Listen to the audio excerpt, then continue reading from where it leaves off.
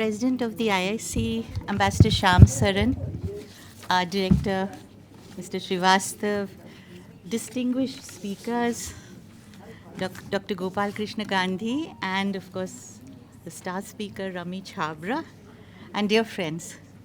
On behalf of the IIC and WISCOM, it is a great privilege and a pleasure to welcome you to this evening's event as we dialogue around the many complex facets of the possibilities and challenges of affirmative approaches to legislation for equitable representation of women in Parliament and state legislatures. This is organized under the auspices of, or the umbrella of, a new initiative at the Centre in its Diamond Jubilee year called Her Voice, that attempts to engender the discourse at the Centre. This is part of a series that has found much traction in this unique space, which Dr. Gopalkrishna Gandhi once called a space that is both cerebral and celebratory. And these two spaces come so seamlessly together here at the IIC. Today witnesses a very special double billing at the Centre. The iconic Dr. Gopalkrishna Gandhi and Rami Chhabra, the intrepid crusader for women's rights, who both, in their own ways, reframe, resculpt ideas of citizenship and democracy and their diverse contours, pushing the envelope on rights, on justice, on voice, on agency. The third star who would have been with us, the former Election Commissioner, Dr. Qureshi, unfortunately had to travel out on an emergency. Now, in lieu of the formal introductions and biodatas, which you will find in the leaflets that have been circulated, Dr. Gopalkrishna Gandhi, what can I say? How does one introduce him? Everybody knows him. And it is a travesty to confine him or his impact within the bounds of the formal positions held or the numerous titles, awards received: former civil servant, ambassador extraordinaire, governor, scholar, writer, novelist, poet, playwright, historian, teacher exemplar. As you all know, his courses at Ashoka are always oversubscribed.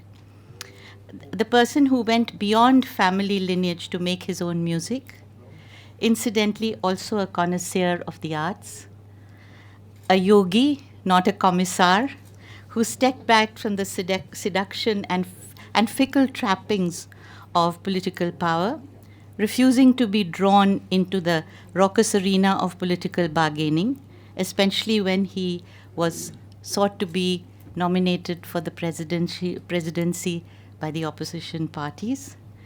And what a graceful process that was as it unfolded. Gopalkrishna Gandhi brought a special luster to the many official positions he held and enhanced and embellished the several national and international awards conferred on him. For many of us, he is the moral conscience of India today, exhorting us persistently as citizens to venture beyond the safe provision of personal gratification, to comfort the afflicted, but equally to shake us out of our complacency and also afflict the comfortable when they are complacently wrong. His extraordinary ability to disagree without being disagreeable is an antidote to the crisis of civility in our public discourse today. He lives Mandela's exhortation: don't raise your voice, improve your argument. And he was a very, very good friend of Nelson Mandela. In many ways, he is the living embodiment of what his grandfather Mahatma Gandhi would say, using Bengali phrases: Amar Jibane, Amar Bani. My life is my message. And to quote Gopalji himself, like his grandfather, the impact of his words reverberate. Words always simple and elegant, the absence of high-voltage jargon, a style that is unostentatious, like a Zen koan, nourishing rather than lavish, and gentle as a bud unfolding. His life's anthem could well be, Sirf hangama khada karna, mera maqsad nahi lekin. मेरी कोशिश है कि ये सूरत बदलनी चाहिए. Thank you, sir, for joining us today. And now for our speaker today, who, backed by decades of activism and research, will walk us through the labyrinth and conundrums around the issue of women's representation. She told me once that the women's movement taught her to speak your mind even if your voice shakes. And she has been part of that pioneering community of gutsy women who developed the discourse around the landmark towards Equality Report. I do not know if Dr. Devaki Jain is in our presence here today. If she is, salutation. Pranam, ma'am. You were part of that amazing group, that charm circle that still continues to inspire us. So she and her friends developed the discourse around the landmark towards Equality Report in 74-75 that changed the way in which women as citizens began to be perceived in the context of the unfinished agenda of the promise of equality and equal opportunity enshrined in the Articles 14 and 15 of our Constitution. The Commission on the Status of Women in 73 had begun to reconfigure the political discourse on women and raise questions on received patriarchal paradigms, on development, health, education, violence, work, sexuality, contraception, family laws, issues that were hitherto obscured and invisibilized, addressing also the many complicities of the patriarchies of family, community, and state. And Rami was a pioneering voice in that. Rami and her public-spirited comrades, or shall I say partners in crime, highlighted the interlinkages between voice, agency, and political representation. And she speaks about this very beautifully in her book, Breaking Ground, Journey into the Media, and more significantly, Journey Out. She turned her back on spaces that didn't nurture her or nourish her or allow her to push the envelope forward. And so how these things impinge on the experience of women, foregrounding that their lack of equal access to spaces of power and decision-making constitute a form of structural violence, the violence of exclusion. So political representation was crucial for them, bringing women out of the shadows of silence and invisibility. And now, the question is, what is the best route to get out of this impasse? And a route that is likely to find acceptance across the board, and that's a very difficult task. But before that, coming back to Rami Chhabra's own journey, very often the lone dissenting voice, as much against the state tropes on empowerment as speaking out against the smug certitudes of some aspects of civil society initiatives. As one of India's early feminist activists from the 70s onward, newspaper columnist, communications expert, prolific writer, one-time bureaucrat, she left an indelible impact across the sectors of health and family welfare as a pioneer, and also as an anchor and content producer on national television, as an Indo-Pak peace activist, not apologetic of her deeply secular orientations and her penchant for asking difficult questions that often interrogated some of the basic assumptions of international agencies, powerful international agencies like the WHO, UNFP, and even the World Bank. I heard about that famous spat, I would say. If there is one phrase that sums up the force that is this woman of substance, it is, frankly speaking. It is a phrase she uses often. It gives us a sense of what motivates her and explains her abiding presence in the movement today. Her presentation will speak to the complex terrain of women's political participation, the discourse and some of its obfuscations, to try and find a way out of the current impasse of the issue of reservation of women in legislatures.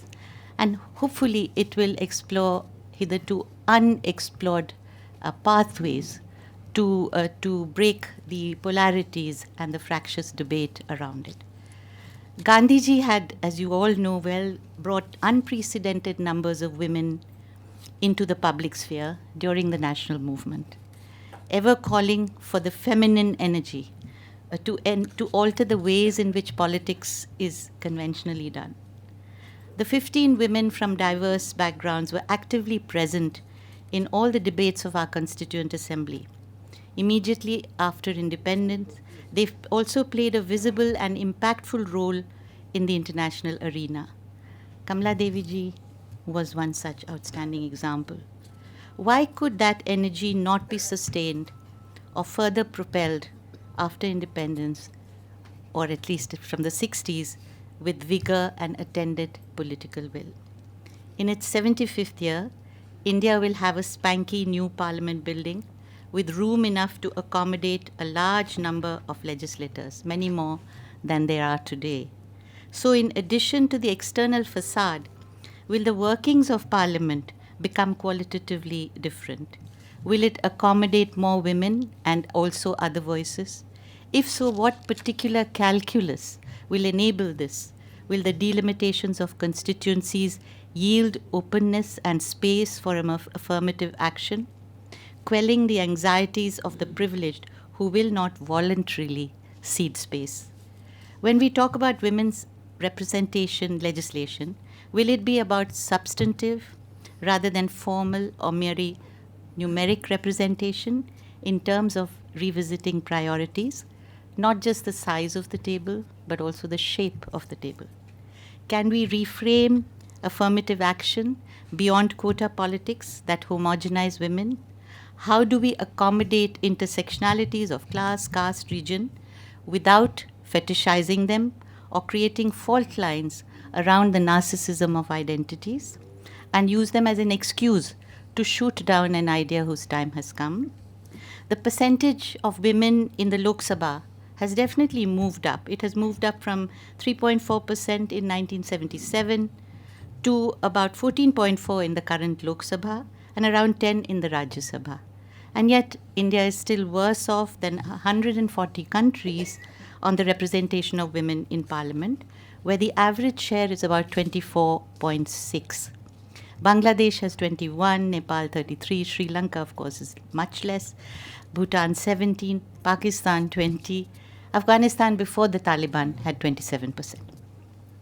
So in the context of the recent debates around EWS quotas, where Justice Pardiwala is quoted as having said that the reservation policy cannot stay for an indefinite period and that the solution lies in eliminating causes that have led to social, educational, and economic backwardness. We have several different views on this. Many of us agree, many of us disagree. But in the light of the observations of Justice Bela Trivedi and Pardiwala, is there a need to creatively bricolage around these contentious issues while transgressing them, and also look for an alternative strategy?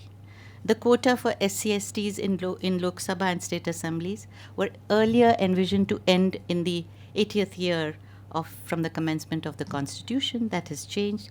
Reservation for Anglo-Indians stopped by virtue of the 104th Constitutional Amendment in 2020. And Justice Pardiwala asserted, and even one of the minority, the dissenting judge in that judgment, did say that reservation must not be allowed to become a vested interest, unquote. So the issue of reservation for women was widely discussed in the Constituent Assembly but rejected by women representative as it was felt unnecessary, as it would undermine the strength of women to compete as equals. But the CSWI, the Commission for the Status of Women in India, 25 years later agreed that rural women's empowerment had been undervalued and therefore unanimously recommended the establishment of statutory panchayats of women.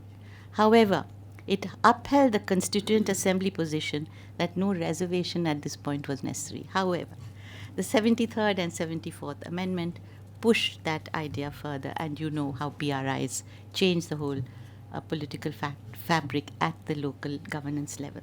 And of course, there are several arguments that are forwarded in favor, and they mostly or mainly use either a feminist or a caste lens.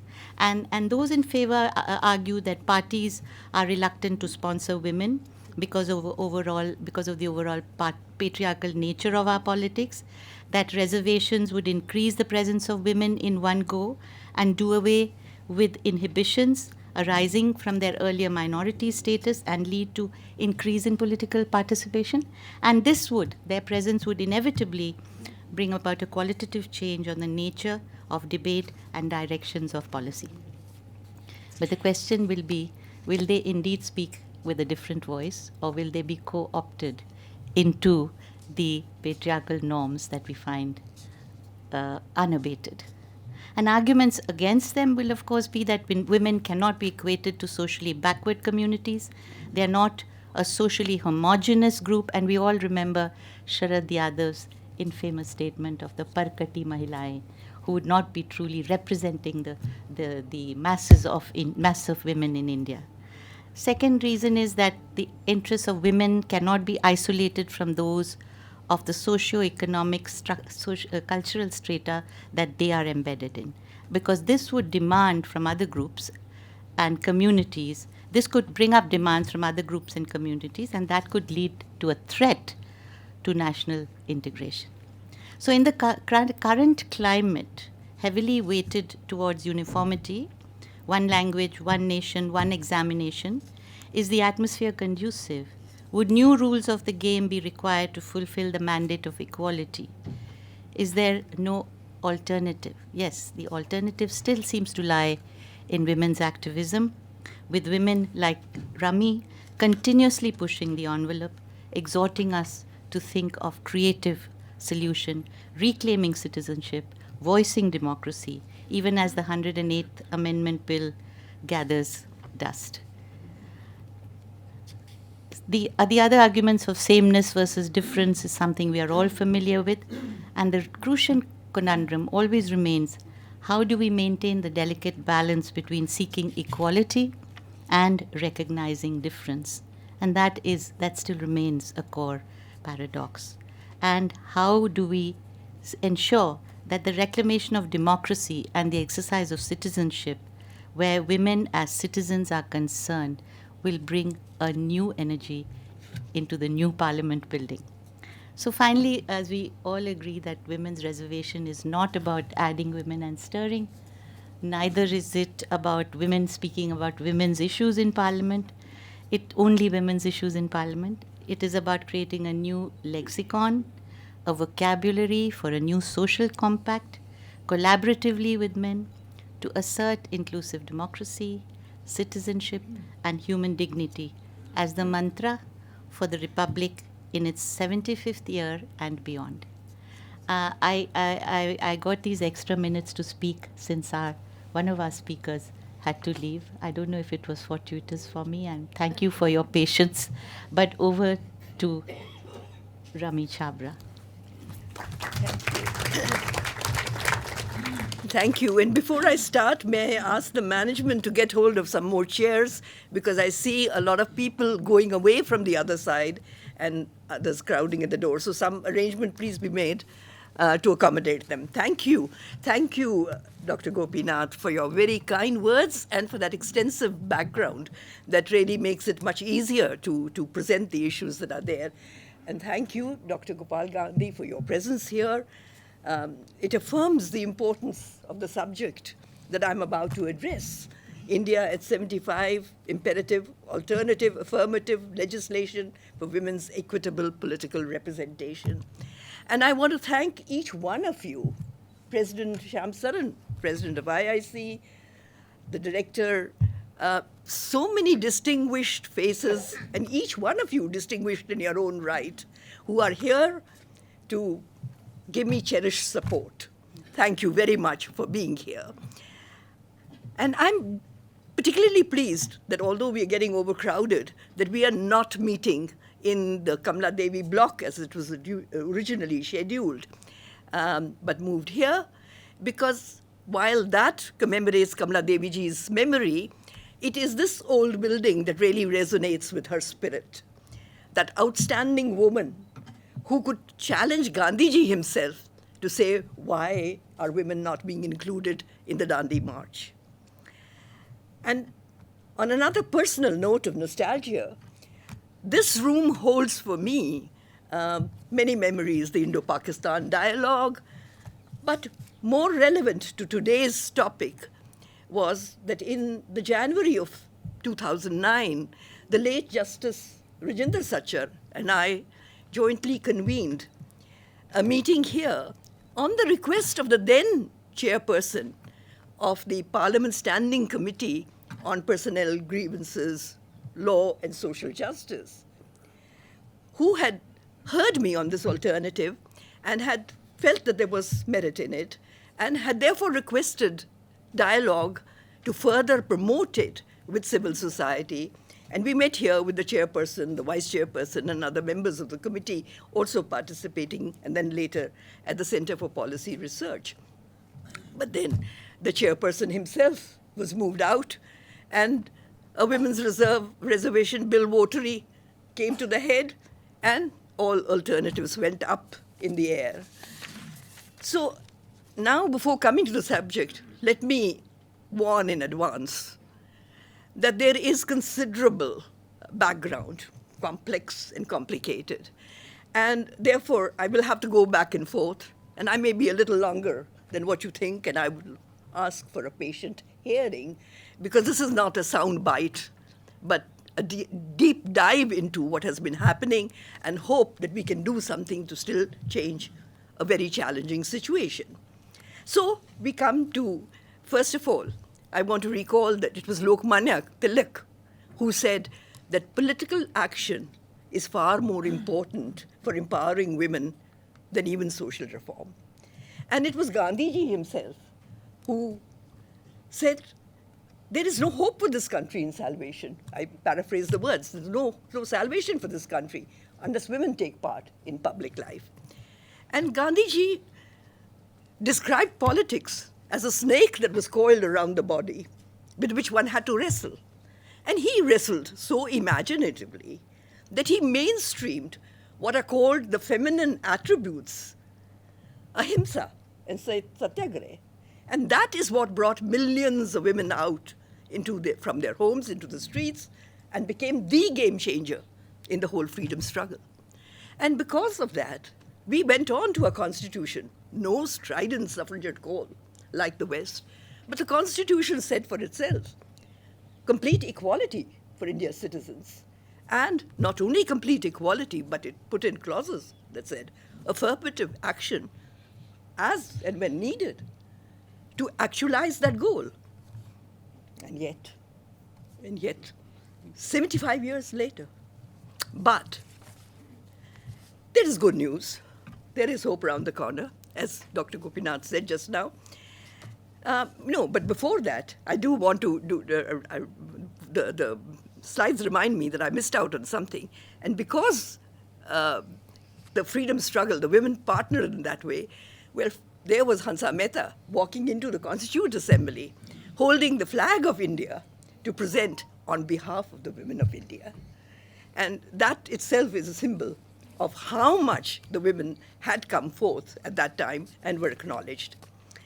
So as I've said before, the Constitution acknowledged it. But now we have new hope. Can we have the new Parliament building? Yes. And that's good news, as you said. As you can see, we are hoping that it's going to be inaugurated maybe next month, they're saying. Everybody's holding their information close to the chest, but what is being said is that the Lok Sabha has 888, Rajya Sabha 384, and the joint sessions in the Lok Sabha will hold 1272. So what this brings out is that physical space that was once talked about as a problem for increasing numbers of women in the parliament no longer holds, if it ever did. But what does mar this august Greh Pravesh that is about to happen is, as you can see, 788 members, and of those that will take their seat there, only 107 will be women, merely 78 in the Lok Sabha, 29 in the Rajya Sabha, 14 and 12%.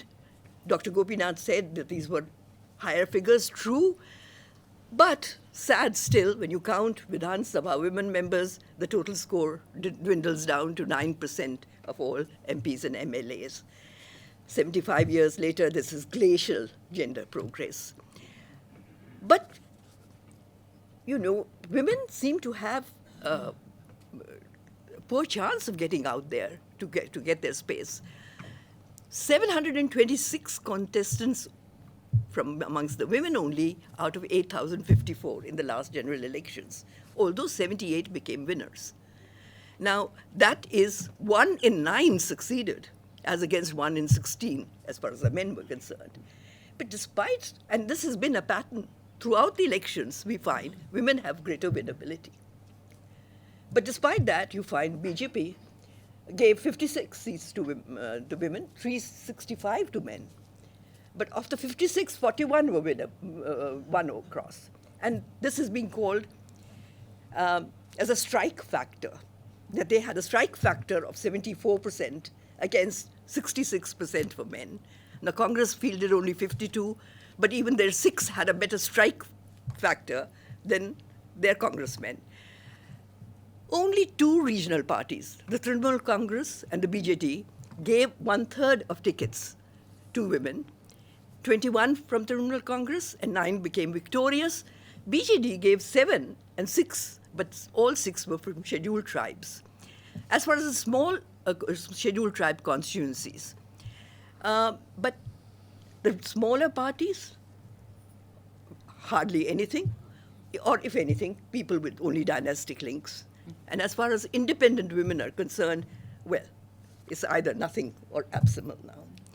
So what this does bring out is that although women have consistently shown their mettle, they're not getting, they've shown their mettle, but if they're left to the political parties to be given their party tickets, it's going to be a poor show. To begin with, even if they get the 1/3, not all of them will win and come into the parliament.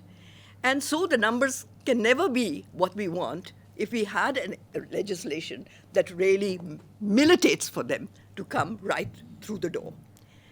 Also, the parties could be possibly giving them tickets in areas that are of low winnability, considering that they are so unfair to them already. And so this alternative that was once moved and had the Election Commission's endorsement is not really viable. It could be an additionality, but it cannot substitute for women being given their right through a legislation that really brings them into the door. And the other alternative, in fact, Dr. Qureshi was talking with me day before yesterday when he was talking about his presentation and pointing out that in neighboring, and you have just done that in your address, Madam Chairperson, that the neighboring countries have given a lot more seats to the women. And they've given it by a method by which, proportionately to the strength of the winning tickets, women get an additional amount to be represented. But this makes them without constituencies and therefore highly dependent on political bosses, and you know what that means. So again, not something to be talked about. Now, the good news in the field, though, is that you have more women voters exceeding men voters. And as the last election shows, a whisker ahead for the women voters, 67.18 from the women to the men's 67.02. But a dramatic shift from earlier years when there were huge margins of differences. And a few states you even have women exceeding men by 5% and more. And in absolute numbers, 295 million women have come out to exercise their franchise, showing that they want to be there to take part in the political power to determine their own future. But so I now move on to say it's not that women lack the desire or the ability, but the failure is not that of women. The failure is that of the political system, which has these monstrously large constituencies. And I'm going to come and explain to you a little later on this huge whole point that a totally unnecessary situation has been created that is proving so suicidal for the nation at the moment. You have, and I will for a minute digress to tell you that the major factor for these monstrous constituencies today is the myopic emergency era law that totally failed its original intent to encourage family planning in the country, but has perversely resulted in these huge constituencies that are now open playgrounds of money and muscle power. And that is one of the major points that I will continue to go on to explain to you as to why I say that.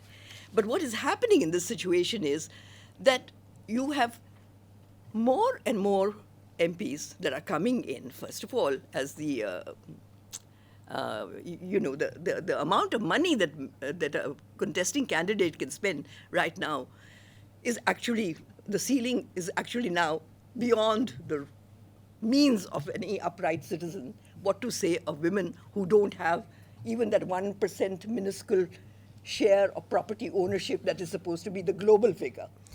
And so women can't come in and participate with 95 lakhs to be spent, or 75 lakhs in the smaller states and 48 lakhs in the state legislative assembly. But over and beyond that, what is happening is the political parties seem to have money to throw. And as the Center for Media Studies points out, 5,000 crores spent in the last general elections, which is almost 900 crores per constituency, 1/3 of it blown on just publicity and campaigning. And naturally, you have this kind of result there, that more and more members of parliament are coming in with declared criminal charges, many of them with crimes against women. The Association of Democratic Reforms has been studying this over a period of time, and the figures are doubling. So almost half the lawmakers now are those with this kind of charges. And sad to say that women are increasingly amongst those with criminal charges.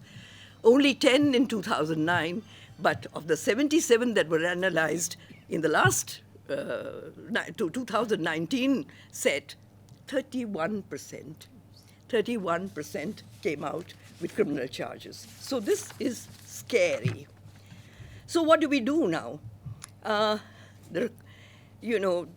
Women are rapidly coarsening their instincts, I feel, as they compete on macho male terms to acquire success at any cost. And therefore, I say, we need a special session of Parliament held as a first priority in this new building to debate and pass a new legislation with new vision, which downsizes the constituencies and inducts women alongside to bring another perspective and another experience to this whole macho male complex that has developed.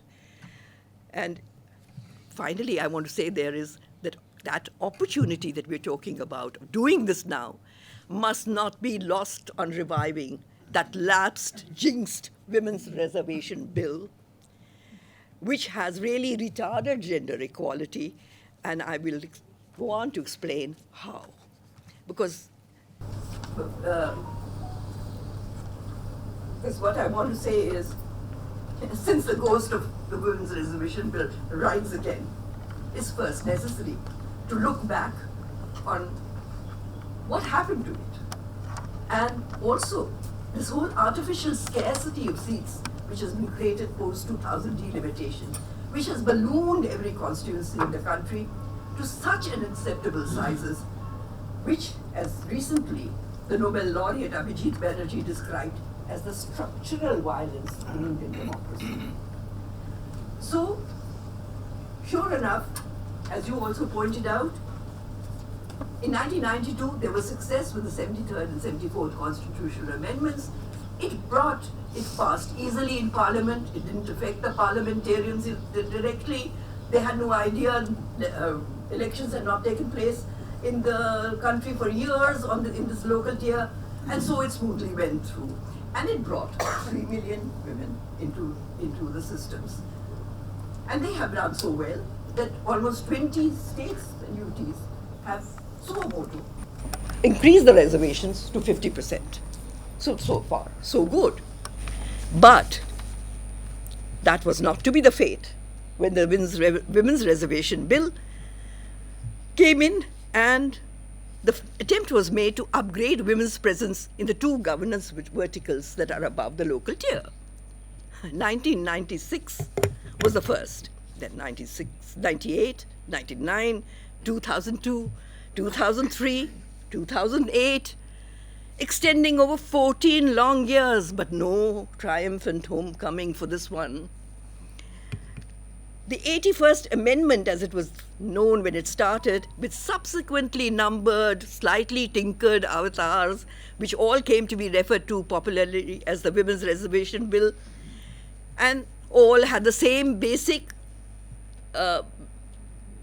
strategy of the Panchayat Raj Bill, which was 1/3 outright reservation, born out of the scheduled castes, scheduled tribes provisions in the Constitution extended to women, and which said 1/3 outright reservation, and then subsequently rotation of all the subsequent constituencies, selection by draw of lots, and over 15 years, each constituency to get a 5-year tenure. Now, it's a matter of extreme shame, yet absolutely imperative to remember the violence and breakdown that occurred each time as the almost exclusively male incumbents of Parliament stared at a future, jettisoning them outright from 1/3 of the chairs and jeopardizing the rest with a game of musical chairs. Of course, male egos were not going to acknowledge personal insecurity. So instead, we had these heavy political arguments being trotted out. Quotas, sub-quotas within the quota, protection for the underprivileged sections from the society, because the BV, Beti Brigade, Bahu Brigade was going to corner, or anglicized, short-haired, parikate women like us would come into it, oblivious that the finger that they were pointing outwards had 4 pointing backwards, because all these things applied to the men themselves.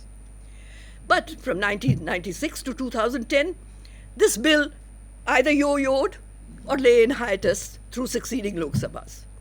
The 81st Amendment eventually turned into the 108th Amendment, and each time gross scenes of indiscipline took place such as never before been witnessed within Parliament's sacred premises. Not only storming of the well, walkouts, which we are familiar with, but scuffles, snatching and tearing of the bill, splintering of glass, overturning of seats, threats of physical intimidation that had women MPs physically shielding the law minister of the time and then the vice president of the country. Now, to fully understand the seat scarcity psychosis that gripped the Women's Reservation Bill, it is now necessary to turn to the constitutional position on the matter of Parliament, legislature seat numbers, and the artificial restraint a political artifice has imposed on the original process. And this is going to take me a little bit of doing, so please be patient.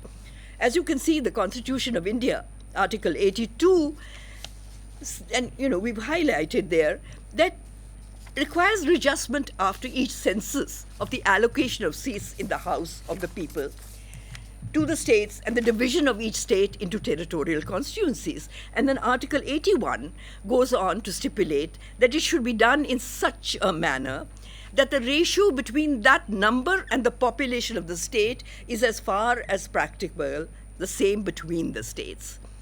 And further, within the state, the ratio between the population of each constituency and the number of seats allotted to it as far as practicable the same throughout the state. These are significant constitutional points to remember because they will be of importance in what we are discussing. The upper number for seats is not a constitutionally fixed position.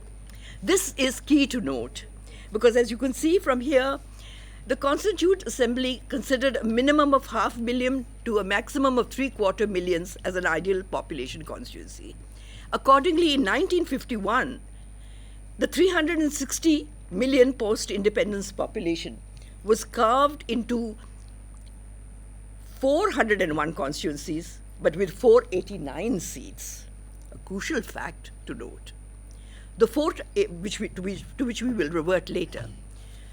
The 489 seats went up to 543 by 1977, with early decadal census counts, also with the reorganization of states, the addition of new states, etc., etc. But this established process of revision as needed was interrupted in 1976. And the allocation of constituencies prevailing at 1971 population levels was accepted to be frozen till the year 2000. This was part of a basket of far-ranging measures in the emergency era 42nd Constitutional Amendment, which had a subsequent checkered history. But the part relating to the freeze on allocations of constituencies was retained by the post-emergency Janta government as an effective population control measure. As 2000 drew near, the failure of the legislative measure with regard to its family planning promotion intent and its unintended consequences became clear, raising great alarm, because as you can see, the progressive southern states, Andhra Pradesh, Tamil Nadu, Karnataka, Kerala, would stand to lose 15 seats. And the recalcitrant northern states that had done no work on this issue stood to gain as many. And then there was another travesty that was discovered, and that was the individual democratic deficit. Because in the intervening years, not only between states, but within each state, constituencies had grown some disproportionately. And a classic example that was being given at that time was Chandni Chowk had 3.6 lakh and Outer Delhi had 29 lakhs. So one vote, individual vote, really had a differential between Chandni Chowk and Outer Delhi. And altogether there were 40% constituencies that had far greater population concentrations than their state averages. 204, mainly urban across the country, were grossly oversized. And so these were the two major issues that were brought up, and protracted political negotiations took place. And Parliament then proceeded to enact a new formula for the coming delimitation, and to rule that after this one post-2000 delimitation, the freeze would re-extend till 2026. Now, this formula effectively disentangled the two major concerns that had been put forward of the North-South divide, the individual democratic deficit.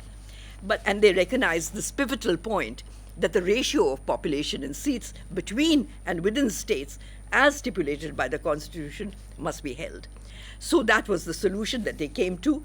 And what was done then was that each state was territorially recast the constituencies on the basis of 1991 census population figures, which were later changed to 2001, to bring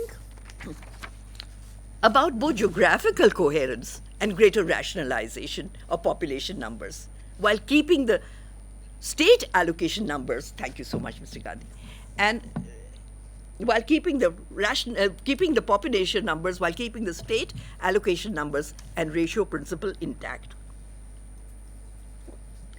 Accordingly, contiguous local administrative units were assembled together into the state assembly constituencies in the same number of figures, but with the population now sort of more or less 10% this way or that, uniformly distributed. And then the state assembly constituencies, 5 or 6 of them were put into blocks for the parliamentary constituency. And what you got in this exercise was a lovely building block at local, state level, parliamentary done, but in each one of the constituencies, now the numbers were far, far larger than what had been the constitutional ideal. So, as I did these tables at that time, these were presented then at the Parliament Standing Committee, etc. You had a situation where the average size of a parliamentary constituency post that delimitation was already 1.5 million to 2 million. And 6 states exceeded this 2 million, and only 4 smaller states remained in that manageable below 1 million level. Similarly, in the state level, you had the same kind of ballooning, and I will not go into the figures in the interest of time, but you can see that they're large. Now, earmark constituencies for women could have been feasibly woven into this process at several stages. Prior to demarcation, by bisecting the nearly half oversized constituencies that we had pointed out and earmarking them for women. After demarcation, the process was still feasible through making half the constituencies double member by so assigning them or bisecting into two sections as we had mooted then. And it continues to be a valid concept, and that is what I want to focus on today. But first let me explain to you this double member constituency concept and its origin. And we go back again to Gandhiji. Because in the 30s, when the British mischievously made those communal awards and said separate electorates, it was his strong assertion that disadvantaged communities, being a part and parcel of society, were the inherent responsibility of joint electorates to elect and to ensure their representation as equals. And so, drawing upon this principle, India began its dramatic democratic innings in 1951 with as many as 86 double-member constituencies that compulsorily accommodated one scheduled caste member alongside a member from the general category. There were 401 sorry, I've already said that. And then this was because there were even one triple member. In 1957, after the first delimitation exercise, the constituencies increased to 403. And the number of seats went up to 494, with 91 representatives from the double-member constituency. In all, as you note, 1/3 of all MPs, and there were also 400 state legislative assembly constituencies that were double-member. And in all, 1/3 of all MPs elected in the first two elections were from double-member constituencies. Now, a few of us had dug up that history, and we raised this alternative at key forums, meetings of women's organizations, the National Commission of Women, the National Population Commission, of which I was a member at that point, but most politicians were focused on other agendas. An influential Congress and left women MPs, and the largely left women's movement, I'm sorry to say, was simply deeply wedded to the Women's Reservation Bill. And they dismissed the double-member idea, saying women would become appendages or ghettoized, and even senior congressmen like Shivraj Patil, Mani Shankar Iyer, who supported this concept, backed away when faced with this opposition from their own women colleagues. However, in 2003, and this gives one hope that maybe the BJP will do something to think about it, the then BJP speaker did get an initial consensus of 4 leading political parties around 1/3 additional constituencies to be earmarked double member. And the BJP National Executive in July 2003 called upon the government to draft a bill on these lines. But again, the consensus was blown before it could come to Parliament. It was diluting the women's cause. Why? Because when the total was now done with the additional, they found women actually had 24% and not 33%. Again, counter arguments were made to build on the political consensus, strategically push for political acceptance for more. As I have pointed out, there's a piece of magical arithmetic that if you add 50% to any number, and you can put down your papers and try it out, you add 50% to any number and earmark that sum, you will always get 33%, no matter what. So it is a piece of magical arithmetic. But it didn't wash with anybody. The delimitation process was completed without any thought for women.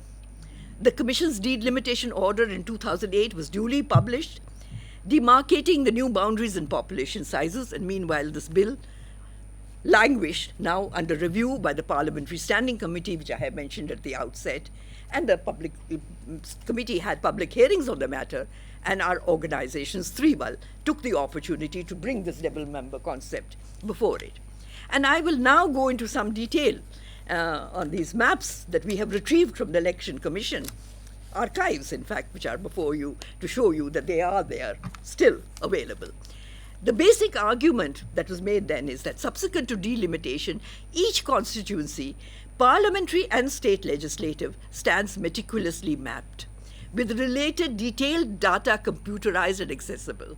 This makes it easy to choose and bifurcate 50% of constituencies within each state if so desired. And as you can see in these maps, and you will see in one later, I put some thick black lines superimposed on it only to explain the matter. That's not there in the original.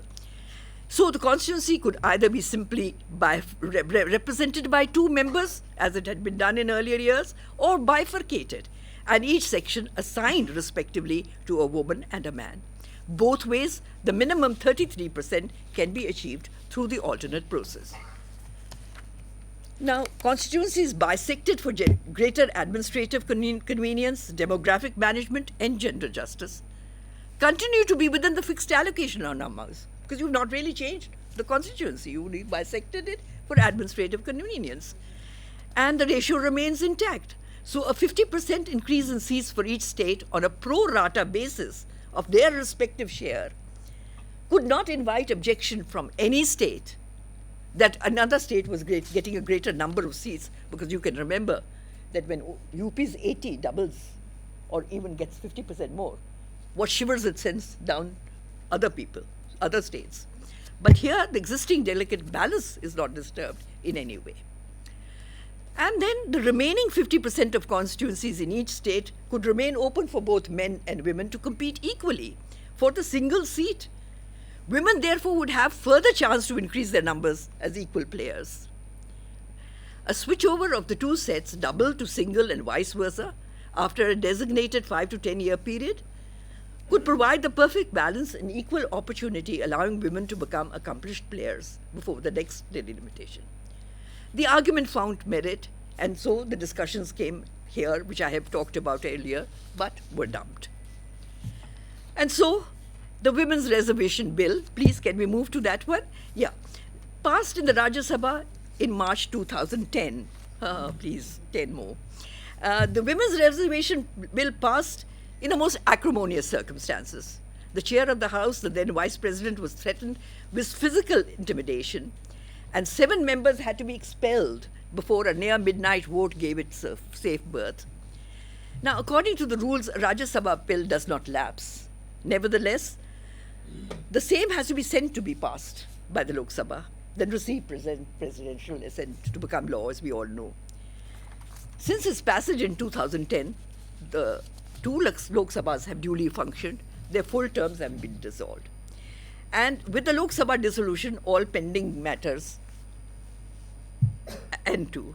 So the 108th constitutional amendment rests in grey limbo, where it should have been left to rest, but for its resuscitation through the recent PIL in the Supreme Court. Sadly, the then dominant Congress and left was adamant bill wahi hoga. Both unfortunate and unnecessary, because fragile patriarchal egos on the one side and this rigid political mindset sentimentally trapped in the late Geeta Mukherjee's formula caused an impossible impasse.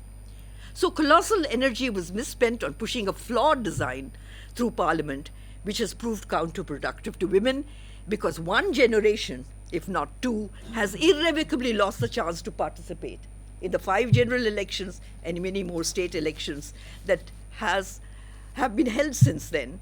And these could have, and this is important, inducted talent rooted in the more idealistic post-independence thinking, instead of this macho male imitation women leadership that is better able to cope with the money muscle scenario that is there today and therefore is coming forward.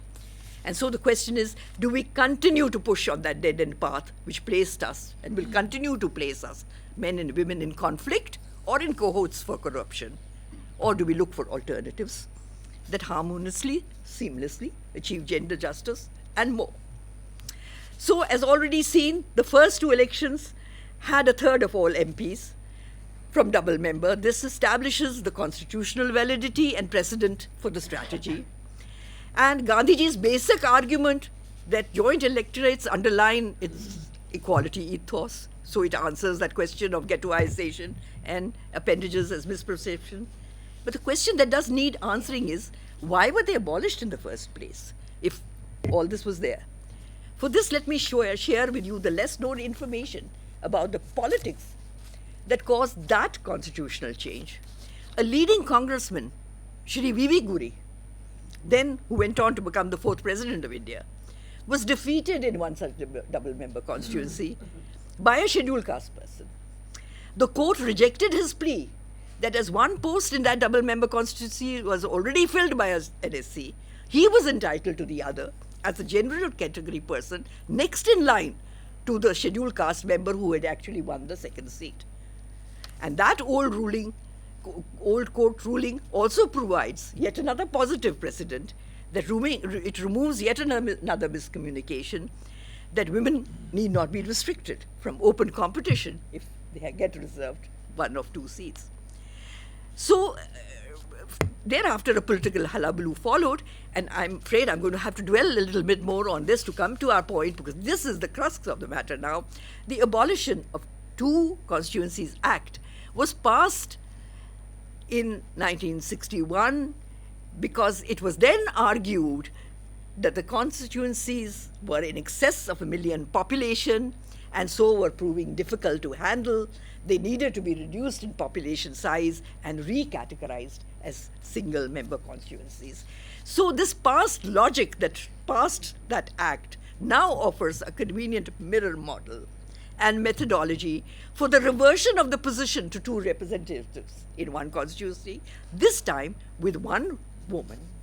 The 1962 delimitation following the enactment of the 2 Members Constituency Abolition Act completed its task in record time and met the election deadline that year, and that was without computers. So, as we see here today, from these samples again on screens, meticulous maps are there. These map all 543 parliamentary and 4,120 state legislative assembly constituencies and are there alongside the complete data on their constituent units in the Election Commission archives. And I was able to get at them, although this black line that is drawn is my little granddaughter's working on the maps that we were able to download just to show you. But I want to point out, yes, I'm aware, Dr. Gopinath, but these are not the sound bites of today. I have to get this audience involved in what is happening and come out with that solution. So please bear with me for another 10 minutes. Another 10? Yes, yes. So, but I want to tell you that none other than Justice Kuldeep Singh, who headed the 2002 Delimitation Commission, shared with me back in 2008 that given political direction, the matter could be handled within a couple of months, as it required no further adjustment of population to be made. And that is still the case. So I will skip this. You found that in order to meet the exigencies of time, I will not talk about the fact that we've had tremendous population increase take place since the time that we prepared those earlier maps, and we said that they were 1.5 to 2 million in the larger states, and so on and so forth. Now, these are figures that, please go back to the last one, that's important. These are figures of voters as of 2022 taken from the Election Commission, and the Population Foundation was kind enough to update them for me for 2024. And so what you are finding is that the number of voters alone average between 1.4 million to 2 million in all except the smaller states and UTs when it now will come for the election. And the point to remember is that these are only the voters. These are all the above 18. There is this huge population segment of the below 18 that has to be added to these numbers that are already the equivalent of what we were then saying was too much. Because what you see on that these are, you have almost 474 million children at the national level now who are below 18. Below 19, I couldn't get the 18 figures, but the 19 is approximate enough, no? So, I mean, basically, I will not go into all the details of those projections, but what I want to point out is that when the time comes in 2026, you will find all the old buttons will be of discord, are going to be pushed again, because the position has become even more untenable and more volatile than it ever was. And we cannot afford to leave such a scenario untouched till after 2026. That is self-evident. And the existence of these large cohorts of the young everywhere demand acutely sensitive and positive policy inputs if they are to develop as dividend and not disaster. So human resource development, and healthy environment, education, health, skill building, character building, good nutrition, clean, green living conditions, those alone can create the real capital for the nation that makes India's economic growth possible as it tries to become a $5 to $10 trillion economy in the coming years. And women's special empathy and skills in these very areas is not to be thought of lightly. Rather, once again, we should recall Gandhiji's masterly mainstreaming of feminine strengths and make it vital that the so-called feminine attributes are now mainstreamed as the contemporary political tools for all to be the game changers to achieve 21st century goals. And even the prosperous South perhaps would recognize that this northern workforce is a lifeblood, which will more and more be important to it in its rapidly transitioning and aging societies. And so my main point here is the feminization of political life and feminization of political action in the current decade is the preeminent political tool that can help the country to rethink and harmonize present interstate differences to a realization that India is only as good as the sum of its parts, and that investment in one area is as much an investment in the other. And perhaps the fact that you bring more women in will 2 minutes more now, will help solve the later conundrum that will arise after 2026. So I come to how, and that is my final. Please look at this, Dr. Gopinath, instead of me. Yeah, so how? Creation of a double-member constituency act is what I'm saying, draft it, pass it in 23. And this new era demands, what I'm pointing out, a new short constitutional amendment bill that upfronts the constitutional promise of gender equality enshrined in Articles 14 and 15, moves away from that scheduled caste strategy with which we came into the panchayats and the Women's Reservation Bill, and proceeds to make required amendments to the principal articles that deal directly with the composition of the Parliament and state legislatures, respectively in Part 5 and 6, Chapters 2 and 3, Articles 80, 81, and 170, 71. And all this, as I will have already amply argued before, will not upset the ratio, the allocation balance, and we can really go on with it. I will not venture to be precise, but only indicative that this has to be done. And so I will sum up. I'm sorry I'm missing out on some things, but I will now truly come to an end. So to sum up, my appeal is that all thinking individuals and political parties must unite to call for a special session to be held by Parliament as a first priority on its agenda in the new Parliament building. And this session should be required to debate and pilot through a new legislation drafted by the government that proposes parity status for women in political representation, moving away from that scheduled caste, scheduled tribe, reservation analogy to a frontal expansion of the right numbers that deal with the composition. Inter alia, it must set up a delimitation commission with the limited mandate of bisection of constituencies without updating population, and the exercise to be completed within the year. Parliament has the necessary powers to effect these changes, and the precedents are there to make such changes exist. The government has the requisite majority to also make it happen. Administratively, it can be done within a few months. The maps and the data are all there if the political will can now be mustered in this direction. And therefore, fresh thinking must replace the old formula that had sought to displace 1/3 of the men in the driver's seats with women in cars that were screeching downhill. And I now plead, let us think out of the box. And I brought you this familiar landscape from the All India Medical Institute, Safdarjung intersection, which in my earlier years I remember being called murder mile because so many accidents took place. But with this imaginative thinking, at the clover design, you have much larger flows of traffic taking place and no accidents. And that is what can happen if we change direction, dump that women's reservation bill, and go on an alternative strategy. I will now yield this floor without even acknowledging all the people that have helped me in making this complex presentation, because I fear Dr. Gopinath's wrath. Thank you. Thank you. Thank you, Rami. As usual, very provocative, and I'm sure there will be many people who agree and people who disagree, which is always good for a sound and healthy and robust debate and dialogue. But thank you very much. That was an extensive and deeply thought through presentation of the kind we seldom hear these days. Now it's my pleasure and privilege to request Dr. Gopalkrishna Gandhi to offer some comments. Thank you very much, Meenakshi. Dr. Gopinath. Thank you for your very generous introduction. I did not deserve even a fraction of what you said, and I will not take our collective time to say how little I deserved it.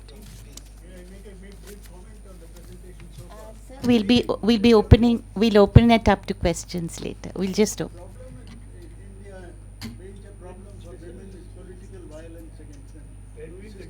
Can we, sir? I'm sorry. So may I request you? May I request you? We have a speaker, and then we come. Thank you very much. Thank you. I know I speak for all present here when I say that what we heard just now from Dr. Rami Chhabra was not only instructive and inspiring, but almost unprecedented in its scope, in its sharpness, and in its strategic relevance to the issue at hand. I thank you from the bottom of my heart. It is a privilege to join all of you in this gathering, and I must now also say, conscious of the fact that the President of the IIC is with us and he has 2 more events following this to orchestrate, that you are all very fortunate that you have just 3 minutes more before I can close. No, sir. No. That's not And the questions and answers can begin. I will probably go a little beyond 3 minutes to something like 4 or 5. Not to say anything in substantiation or elucidation of what we have heard, because that is not necessary, but to share a few historical recollections that came flooding into my mind as I heard both Dr. Gopinath and Dr. Rami Chhabra. The first is from the year 1914, when both Gandhi and Kasturba, who were incidentally the same age, Kasturba being a few months older, were in London at the same time the first war had begun. And Gandhi at that time was very keen to show and to offer in true terms the physical and inspirational solidarity to the war effort. And he wrote a letter to the India office, to the Secretary of State, saying, we, the undersigned, offer our services, our time, to join in the non-combatant arrangements for the defense of this country, giving the details of the kind of defense services that he was providing, followed by 2 signatures. The only piece of paper of its kind anywhere in which these 2 signatures appear together. Mohandas K. Gandhi, written in English, Roman letters, followed by Kastur, written in Gujarati.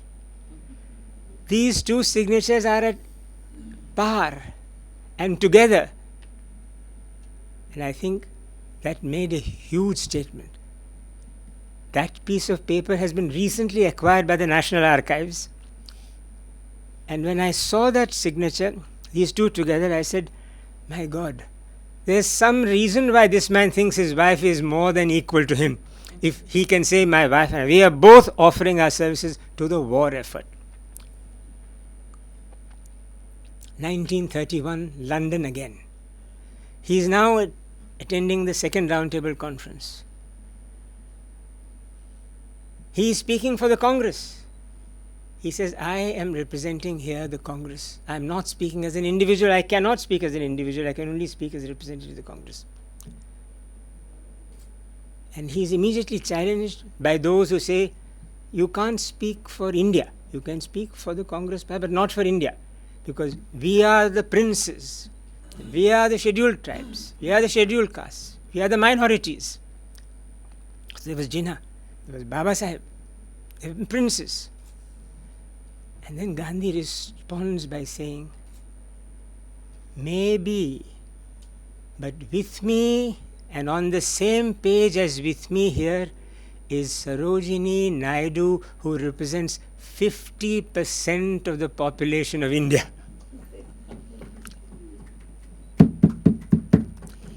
This hall today has more than 50% of the population that Sarojini Naidu represented. And it is a great thing that we are in this number here today, a singular exception. I'll take 1 or 1.5 minutes now. As I was coming up, I saw Dr. Devaki Jain, and she said, hi, how are you? I am 88, she said. So I said, my God, you're 88? That's nothing. Vaijayanti Mala is 88. You are 88. So many fantastic persons are 88, but you know why we are 88? I didn't have the time to elaborate that. But we are 88 because of a couple of reasons. One is immunization. Immunization was started in India by Rajkumari Amrit Kaur, the first health minister of India, and how she was criticized, including by a very intelligent man in Madras called C. Rajagopalachari. But she stood by immunization, that is. And then another reason, what we have talked about, family planning. Dhanavanti Ramarao, we must recall. Sushila Nair, we must recall, because she started the intrauterine contraceptive device, and what criticism she had to endure. A woman health minister, IUCD, and I remember her photograph showing the IUCD. She was criticized like hell. But immunization, family planning are what have given us both increased life expectancy and also the right fertility rate today. I endorse the suggestion that has been made for pushing the agenda forward through the device of the double membership constituency. But if only logic made laws, logic does not make laws. Unfortunately, there are several other things that go to legislation. We know them all. We know them too well. Kamala Devi knew it very well. Kamala Devi was not in the Constituent Assembly. She was not in any parliament. The only election she fought, she lost. But Kamala Devi is remembered today for this, as Dr. Gopinath pointed out. Dr. Chhabra reiterated. Kamala Devi was rebuffed at every stage by the Congress itself and by both Gandhi and by successive Congress presidents who did not nominate her to the Congress Working Committee. But when she said, if you don't include us in the Gandhi March, doesn't matter, I am going to Chowpatty, and the footage of Kamala Devi making salt on the Chowpatty sands is the most iconic picture, after the most iconic picture of Gandhi lifting the fistful of sand which became salt. So the conversion of the sand of disappointments into the salt of law is what we are talking about today.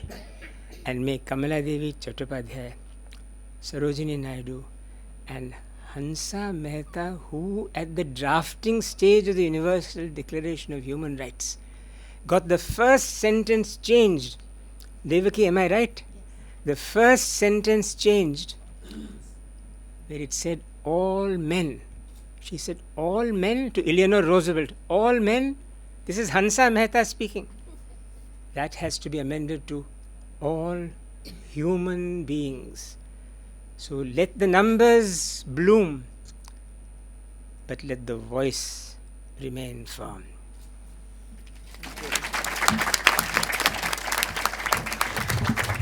Yes, thank you, Gopalji. What an edifying.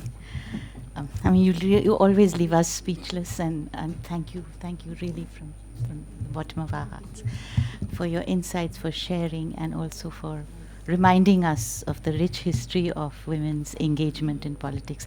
I know that our president has to leave for another commitment, and so I would especially like to thank him for making time to be with us today, and what has been a truly very engaging and, shall I say, provocative presentation, as expected, Rami. We have about 10 minutes for questions, comments. Maybe take 3 at a time, and then you could respond. Any questions, any comments? Yes. Romiji, yes. thank you for your talk. Do you have any data to show the performance? Was it any better when you had those 2 people constituencies? You've given us numbers, but you haven't shown us any data performance indicators that it was better than having a 1-person constituency. Because a lot of money goes into paying all these people.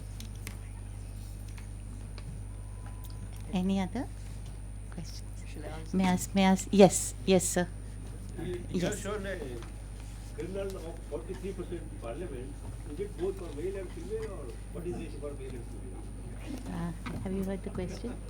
You've shown 43% in Parliament. Could you repeat that question? It's not very clear.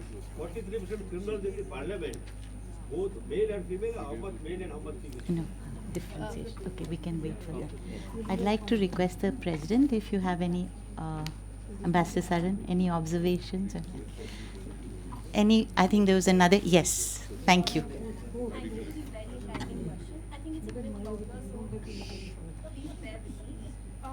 Regarding equitable political representation, when we factor in gender mainstreaming, especially regarding inclusion and representation, what becomes the value of this political representation that we're talking about today? Like, what becomes the value of the radical nature of this sort of request that we have and sort of demand that we have? And how do we like aim for it in the future? Because I think the topic regarding feminization of political life also came in. And I think I want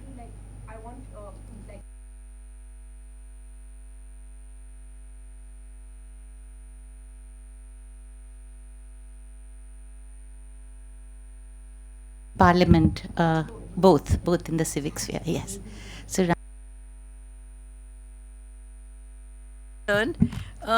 Regarding data on the performance of the essays, I have not personally researched that matter, but only looked at the numbers because that was my interest in looking at it.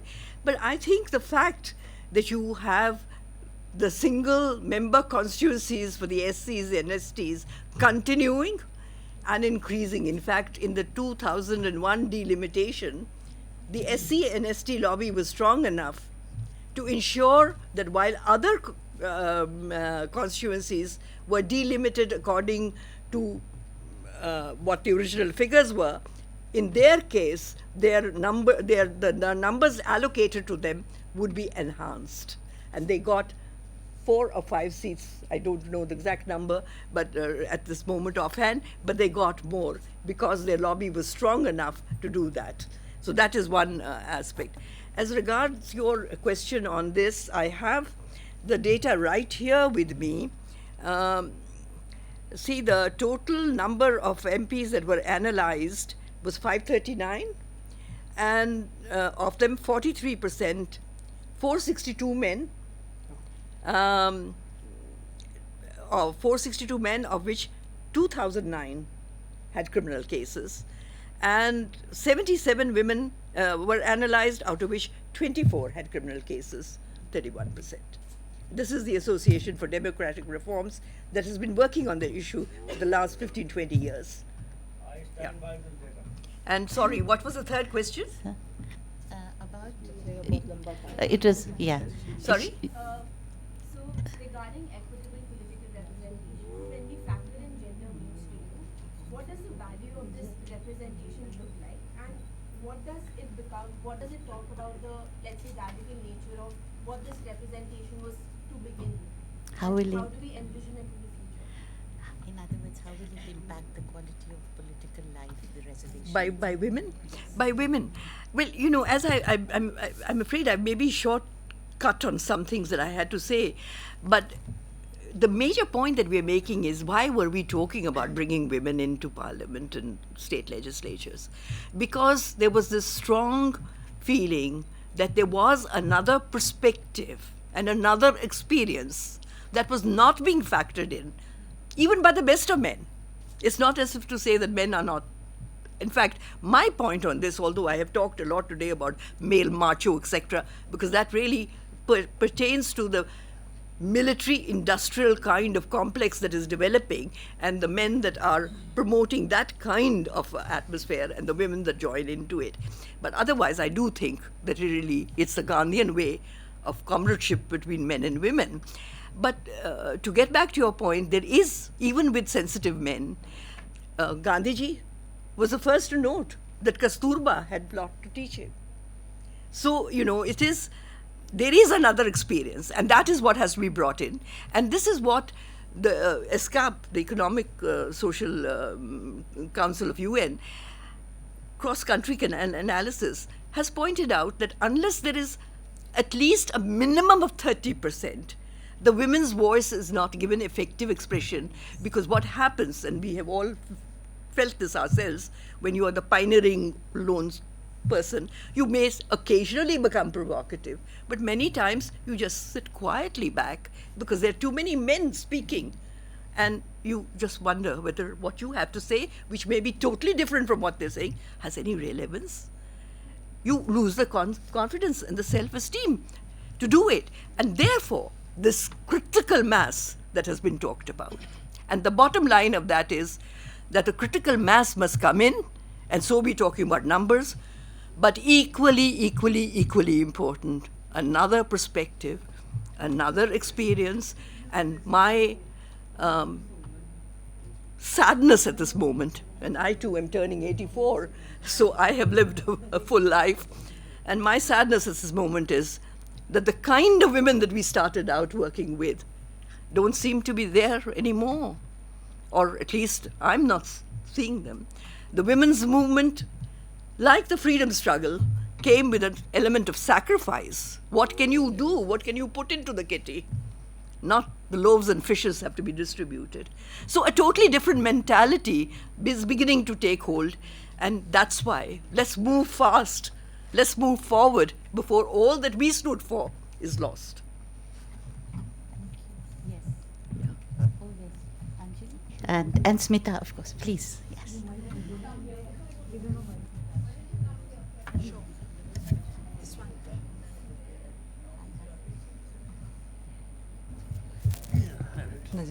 Thank you so much for your analysis, in-depth analysis.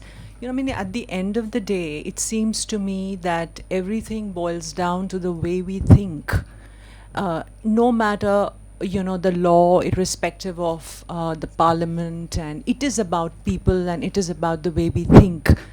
So I can see so many students here, and all of us are wanting to learn. What is it in your, what is it that shapes a person's thought? And I'm not talking about, of course, we answer this question in terms of our biographies, perhaps, that in the life of an individual, why and how I come to think of the way, I think the way I think. But that is the question. We are all converts here. We know. But so what you are suggesting is absolutely wonderful. Do it. The Nike slogan got it right. They just said, do it, don't think. But that is the problem. So what would you say to, I'm a student, I'm asking you, what is it that will shape my thought in this sort of a direction? Because at the end of the day, it is about thinking differently about the same thing. Yeah. Smita, you had a question. I'm sorry, and yes, sir. And that will have to be probably the last. But I think I shall extend it. Thank you. Yes. Briefly, I'd like to give a different perspective Yes. in the sense of experiences in some of the countries. We all have come out of COVID last 2.5, 3 years now. And the countries which have done the best, according to the WHO data, Led by in women. per capita least amount of COVID cases, have shown that in the legislative processes, there are more than 50% of women who had prepared the executive and health ministries well in advance, and that is Bolivia, Cuba, and Rwanda, which is now called the Singapore of Africa. I think that is one aspect. The second aspect is we are looking at the issue of women's participation in legislative affairs from the dimensions of rights, morality, and justice. And I want to put out another argument, and I think the gender necessity, both in development and the issue which I am now researching, is in national security resilience. It is not the question of marching women for national security, but countries which have shown greater resilience have also shown a higher rate of female labor force participation rates. Now, the interesting part, if you can give me about 5 seconds more, in India, 3 states have shown a higher participation rates amongst other states. That is Kerala, Mizoram, and for all my surprise was Himachal Pradesh. And their participation rates are as close to that what the China has able to achieve. So I think there is some element out here, because what it leads to is greater contribution to the development, economic outcomes, and to that extent, maybe the macho elements of the governance may like to see that it adds to the development and the growth in the country. So it's an issue which has to also be examined, that how women participation, both in legislative as well as in labor force rates, contributes to development. Thank you. Thank you. That's like music to our ears, sir. Smita, I think you had your... Basically, what I'm going to say is based on my actual coverage of Parliament and of covering the Women's Reservation Bill right from 1996 onwards. Those occasions that you mentioned, I was present in the House on all those occasions. Now, basically, why do we all want the Women's Bill? We want it because we want the woman's voice needs to be heard. But when the men look at it, it is a share of their power being taken away. So they're looking at it differently. That's the number one point. Secondly, at any given point, no bill can be perfect. A bill can always be amended later to make it better and better. And there has been consensus almost from the beginning. Congress, BJP, and the left parties have on paper always agreed to pass the bill in whatever form. So why has it not been passed? That's a question that really needs to be asked. It could be amended in any form, in the form that you suggested, Mrs. Chhabra. That was a very good suggestion. It is because men control parliament, and I mean, people pick on Sharad Yadav because he was foolish enough to open his mouth. But I have spoken to the most sophisticated people in the Congress party, in the BJP, and in the left.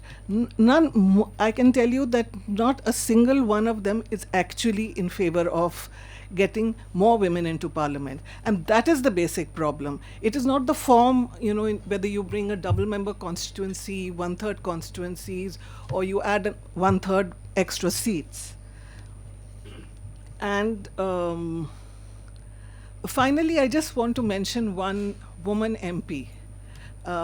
People mention the Sarojini Naidus and, all the great people. But in, I think it was in 1989 perhaps, when VP Singh came in, there was a woman MP called, she came in 1996 in Deve Gowda's government, Bhagwati Devi. She came from this rat catchers community in Bihar. She was a socialist from the early 60s onwards. She had been an MLA in the Bihar Assembly.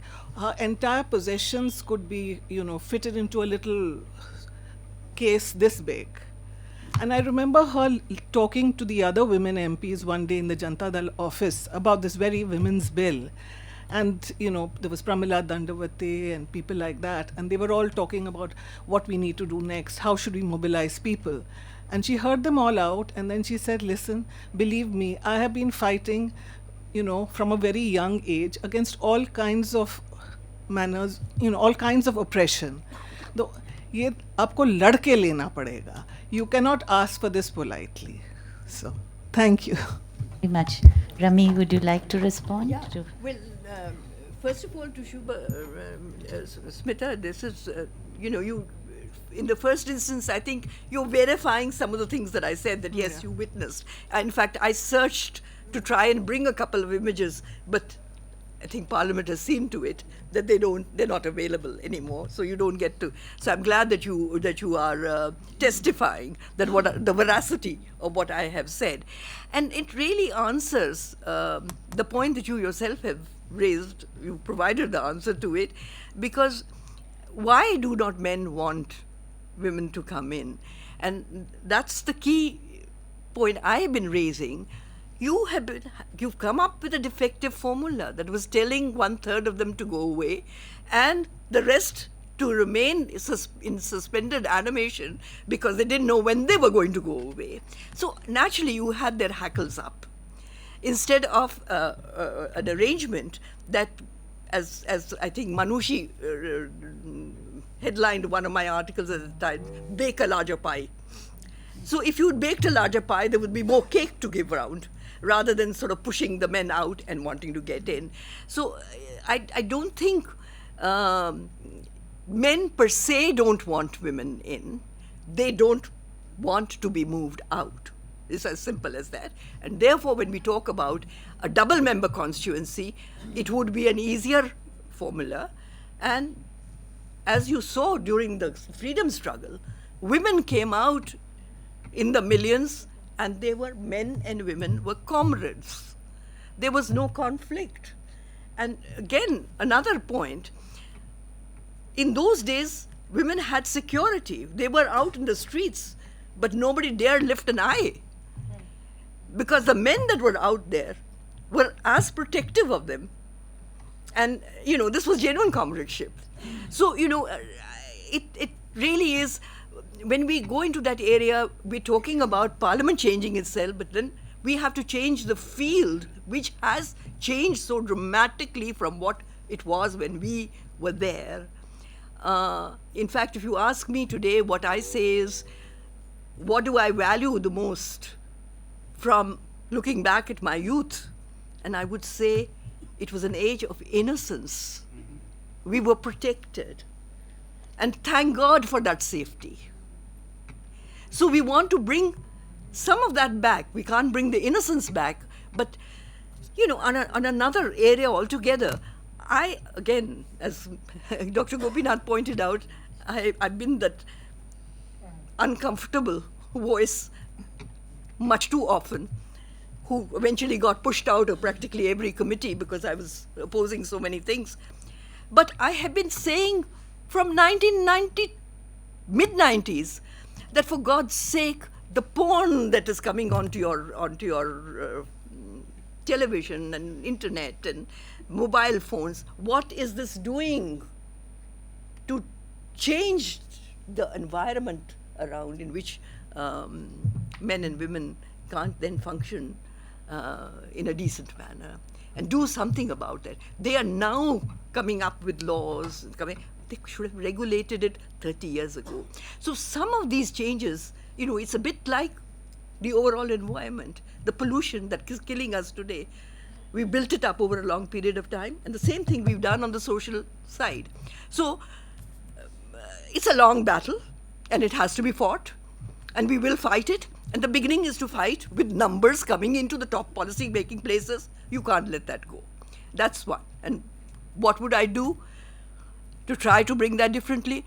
I would try to see, when I was growing up, yes, it was Sarojini Naidu and Vijay Lakshmi Pandit and Rajkumari Amrit Kaur and people like that we looked up to.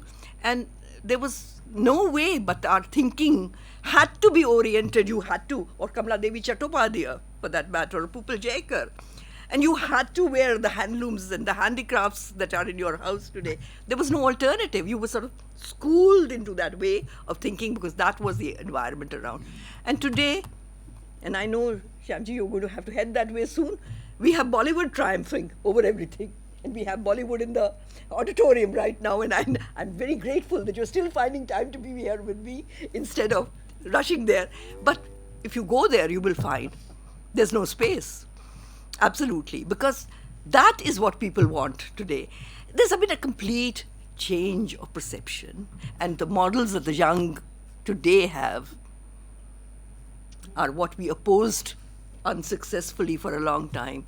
The beauty contests, the beauty models, and you fighting. It's coming home, full circle. Those are the places where there's scams and scandals and all kinds of things happening.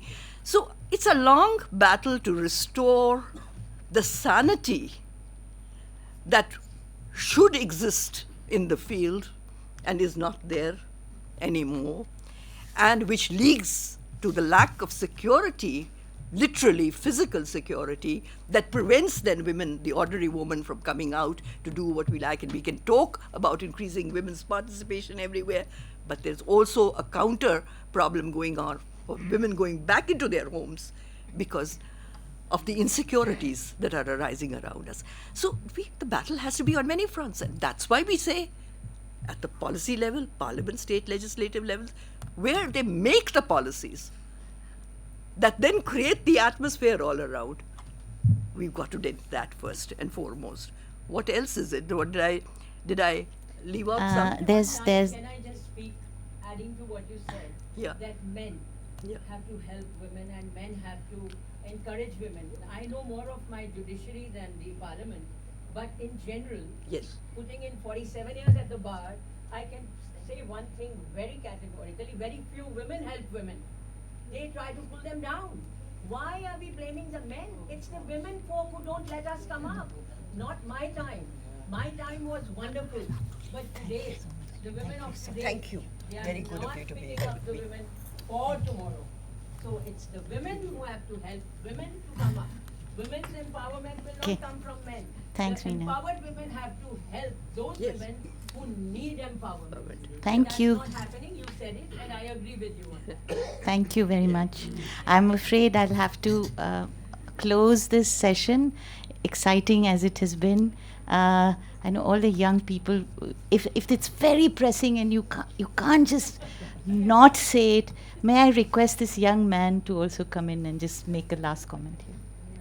Thank you, ma'am. Thank you for that insightful lecture. Ma'am, my question was, since we are discussing the representation of women so quantitatively and not dwelling as much into the qualitative aspect of it, because we see at the local governance level that the new concepts of Pradhan Pati and Mukhya Pati coming up, where women are just figureheads. Right. So, just as questions were being asked of how to think differently, ma'am, how do you think that women of this country or of so many countries around the world would be able to think differently when the very fundamental law of the land talks only about fraternity and not about sorority? Yeah. How do you think that gender auditing of the constitution itself would be a more important process that would bring about more women participation, and that would be qualitative rather than just quantitative? I think she's. Your own, sorry, may I? There's one young lady there who's been holding up her hand for a long time. May I just request you, and very briefly, very brief. Thank you, ma'am. Thank you for that. I just have two things, as many have been pointing it out. We are talking of the top level of legislature, but we all know we have to start working from the grassroots level, because the representation only can come back, because many of the people who go back does not really treat their females to be upcoming in a lot of things. So it is from the grassroots level. Even so, there are so many forms as in on today where they only ask father or husband's name. Nobody says mother's name and then father's name, or wife name and husband name. So these are the practical things that are actually existing to change the mindset that is there. Now, to counter the SC/ST quota, EWS also came in, because we found that there is some issue, because EWS category is not being catered well because of the SC/ST quotas. Now, this has also come into the picture with 103rd amendment. So instead of having another quota of women, maybe we can have it's just if we can actually go about it, we already have a quota system existing. Now we take them on board, the 100% existing, whether it be SC/ST, whether it be EWS or XYZ, whatever OBC, we are only talking of 50% each of it. So maybe that would, give us an added advantage to what you have stated. Thank I you. don't know. One last question. Did you still have your question? It's pressing. Make it very, very brief, please. Yeah. Yeah. One question. So in recent times, we see a lot of women might come up campaigning, but do they really take up feminist issues, or they just cut across religious and caste lines? So there is no solidarity among there's no solidarity among even the women, right? They will not talk about women taking over women. It's more about Thank you. Hinduism, more like Dalit, upper caste. But what about Thank you. issues that will Thank you. Before I hand it over to Rami to respond, just a quick shall I say, engagement with your question. Among the principles enshrined in the preamble, equality, freedom, the one aspect that we have not really followed through is fraternity. There's been a lot of focus on equality. There's been a lot but fraternity, unfortunately, is something we have not, even either a state or civil society, except a few remarkable exceptions, and we need that more than ever before today to retain the fragile canvas of coexistence. That was my quick response. You've got a whole bunch of questions to take, and I never dare to disagree with Rami, but I disagree because today we have so many young people who have chosen to be here, and so you see that their priorities are very much in line. There is a lot of hope, in fact, a lot to learn from them. Thank you. I didn't get the third question which was put in. Her question? Yeah. Her question was about, will representation change decisively the nature and the quality of public life? Public life, okay. Well, first, the young... okay. First of all, the gentleman on panchayats, I take your criticism. I think you... Please, I may have to leave, but please continue. Yeah. Okay, thank you. Thank you, Mr. Gandhi, for being with me today. Thank you so much. I know you are required at the other side also. I'm aware. Yeah.